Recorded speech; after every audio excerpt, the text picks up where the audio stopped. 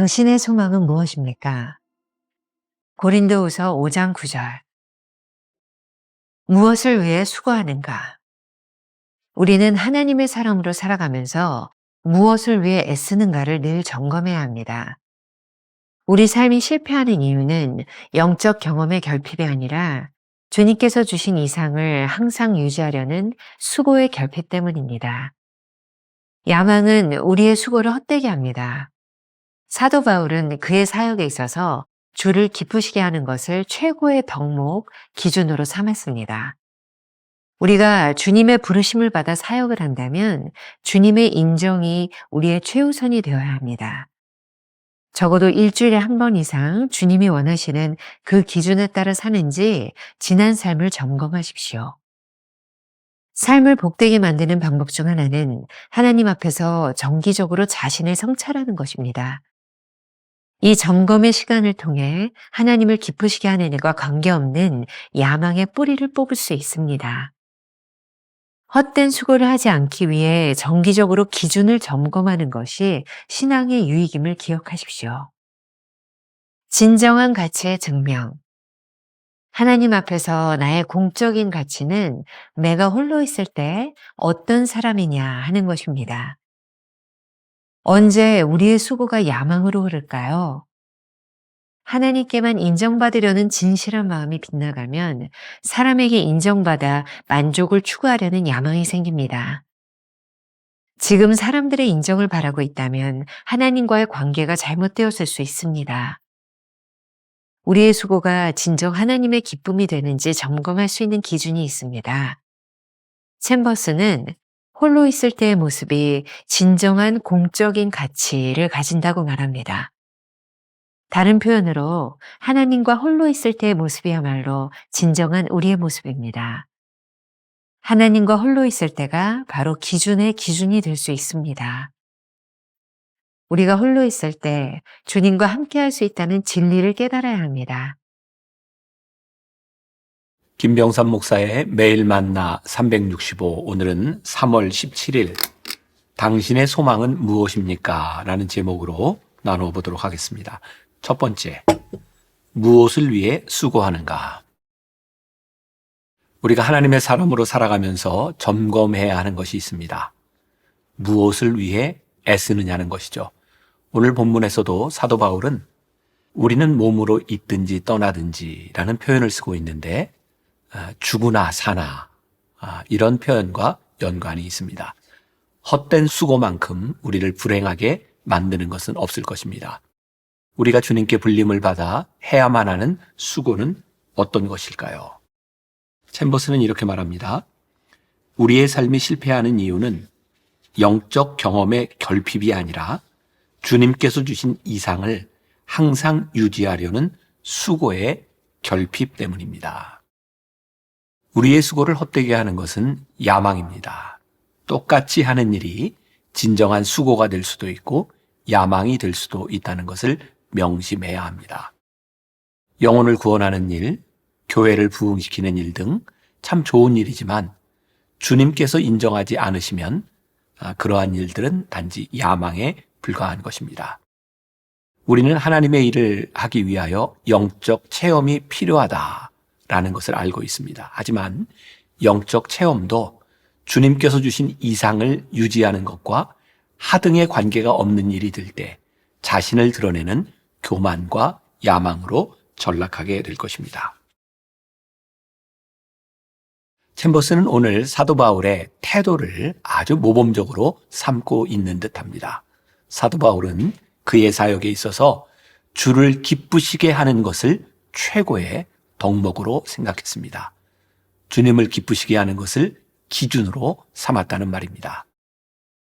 아주 좋은 표현일 것 같습니다. 훌륭한 연주가는 청중의 인정을 받기 위해 애쓰기보다는 자신을 가르친 스승의 인정을 받는 것에 더욱 신경을 씁니다. 우리가 주님의 부르심을 받아 사역을 한다면 주님의 인정을 받는 것이 최우선이 되어야 합니다. 이렇게 우리 비전이 잘못되지 않도록 챔버스가 제안하는 것이 있습니다. 적어도 일주일에 한 번 이상 주님이 원하시는 그 기준에 따라 사는지 지난 삶을 점검하십시오. 우리의 삶을 복되게 만드는 중요한 방법 중에 하나는 정기적으로 자신을 하나님 앞에서 성찰하는 것입니다. 제가 개인적으로 굉장히 좋아하는 말 가운데 하나가 자기 성찰입니다. 이 점검의 시간을 통해 우리는 하나님을 기쁘시게 하는 일과 관계없는 야망의 뿌리를 뽑는 일이 가능할 것입니다. 그런데 이러한 구분을 가능케 하는 기준이 무엇일까요? 우리가 어릴 적 운동장에 모이면 선생님이 한 학생을 지목해서 기준이라고 말했던 것을 한번 기억해 보세요. 지목을 당한 그 학생은 오른손을 높이 들면서 기준이라고 외치죠. 그러면 주변에 있던 모든 학생들이 기준을 중심으로 오와 열을 맞춥니다. 이런 상상을 해보세요. 만약 기준이 없는 상태에서 선생님이 줄 맞춰 라고 했다면 얼마나 혼란스러웠을까요? 아주 중요한 교훈이죠. 줄을 맞추고 싶지만 기준이 없다면 우리가 노력을 한다고 해도 소용이 없는 것입니다. 헛된 수고를 하지 않기 위해 정기적으로 기준을 점검하는 것이 우리 신앙에 무척 유익한 일이라는 것을 기억해야 합니다. 우리가 오늘 함께 기억할 한 줄 노트입니다. 무엇을 위해 수고하는지 정기적으로 점검하는 사람은 헛된 수고를 하지 않는 지혜로운 인생을 살게 될 것입니다. 두 번째, 진정한 가치의 증명. 오늘 말씀을 묵상하며 가장 중요한 문장 딱 하나를 꼽으라면 저는 주저하지 않고 다음의 문장을 꼽겠습니다. 하나님 앞에서 나의 공적인 가치는 내가 홀로 있을 때 어떤 사람이냐 하는 것입니다. 언제 우리의 수고가 야망으로 흐를까요? 하나님께만 인정받으려는 진실한 마음이 빗나가면 사람에게서 인정을 받아 만족을 추구하려는 야망이 생깁니다. 어찌 보면 인간의 본능인 인정의 욕구 때문에 일어나는 일이겠죠. 중요한 것은 하나님께 인정받는 인생이 되면 우리가 사람의 인정에 더 이상 굶주리지 않게 된다는 것입니다. 그러니 우리가 지금 사람들의 인정을 바라고 있다면 하나님과의 관계가 잘못된 것은 아닌지 생각해 보아야 할 것입니다. 중요한 것은 이 기준을 확인하는 것입니다. 첫 번째 주제에서 기준의 필요성에 대해 이야기했던 것을 기억하실 겁니다.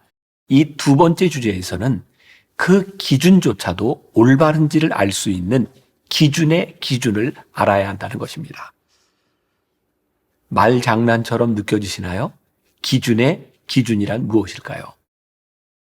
또 이런 예를 생각해 보았습니다. 목수가 일을 할 때 나무를 일정한 규격으로 여러 개를 잘라야 한다고 생각해 봅시다.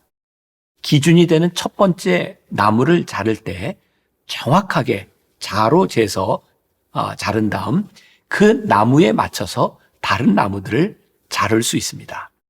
첫 번째 나무가 정확하면 그 다음의 나무들 역시 자로 잰 듯이 반듯하게 잘려질 것입니다. 적용해 보겠습니다. 우리가 지금 하고 있는 수고가 진정한 하나님의 기쁨이 되는지를 알 수 있는 기준이 무엇일까요?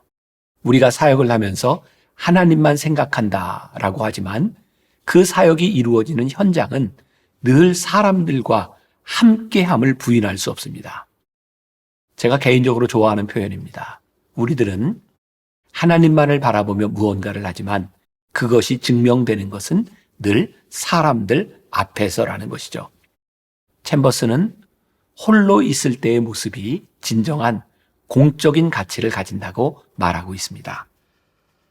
다른 말로 표현한다면 하나님과 홀로 있을 때 그때 우리의 모습이야말로 진정한 우리의 모습이라는 말입니다. 우리는 얼마든지 사람들이 보지 않는 곳에서 자신을 숨기며 위선적일 수 있습니다. 하지만 하나님 앞에 홀로 설 때 숨길 수 있는 것이 아무것도 없음을 알고 있습니다. 그러니 지금 우리가 하나님을 기쁘시게 하고 있는지 정확하게 알고 싶다면 하나님과 홀로 있을 때 우리의 모습이 어떠한지를 정직하게 바라보아야 합니다. 그런 의미에서 홀로 있을 때, 이것이 바로 기준이 될 수 있을 것 같습니다. 홀로 있을 때, 그것은 어떤 의미일까요? 홀로 있을 때에 우리가 주님과 함께 할 수 있다는 진리를 알아야 합니다. 사람들과 연결되지 않은 상태에서 사람들의 평판에서 떨어져 나와 하나님과 마주하는 자리로 나아오는 것입니다. 오로지 홀로 서야 온전히 주님과 함께 할 수 있습니다. 사도 바울이 하나님의 일을 하면서 늘 경계하고 두려워했던 것을 챔버스도 역시 생각했던 것 같습니다. 고린도전서 9장 27절. 내가 내 몸을 쳐 복종하게 함은 내가 남에게 전파한 후에 자신이 도리어 버림을 당할까 두려워함이로다. 오늘 이 사도 바울의 고백, 챔버스가 두려워했던 것들, 오늘 우리들에게도 동일한 두려움으로 찾아와야 합니다. 우리가 기억해야 될 한 줄 노트입니다. 홀로 서서 하나님과 오롯이 마주하는 긴장감이 살아있을 때 진정한 소망의 가치가 흔들리지 않게 됩니다. 오늘 하루 우리가 품고 살아갈 묵상 질문입니다. 여러분들에게 있어 홀로 하나님과 마주하는 시간은 언제인가요? 홀로 있을 때 주님이 함께 하신다는 믿음의 고백이 있으신가요?